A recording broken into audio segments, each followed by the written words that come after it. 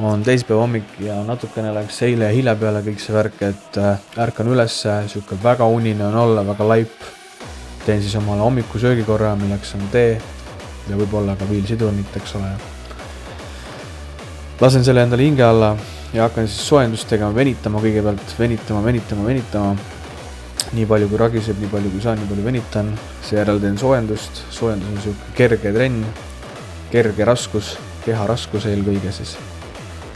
Jah, edasi on tavapärane. Aga mis ülla, kui trenn hakkas pihta, siis see väsimus hakkas aina kiiremini kaduma. Ja hea on tegelikult väsinud peast, hakka pihta ikkagi ja sa saad üle sellest, et sa oled väsinud, su keha tuleb suga kaasa ja sa tunned, et sa oled palju värskem, kui sa poleks üldse midagi teinud ja oleksidki läinud väsinuna siia päeva. No, milleks seda kõike, eks ole.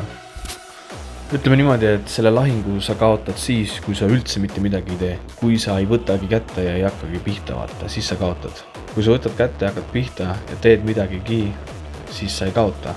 Ja kui sa juba alustanud oled, siis sa saad hoogu, usu mind. Ja sa lähed palju kaugemale, kui sa esialgselt arvasid, et sa lähed. Teine asi, mis ma siin videos tahan näidata ja rääkida, et sa võid olla väga tolerantne, sa võid olla väga tuim teiste vastu ja siuke väga nagu raudne rähm vaata. Seisad ja kuskil ei liigu. Aga teised ei pruugi seda olla. Seega austa ennast ümbritsevaid inimesi ja hoolitse enda eest.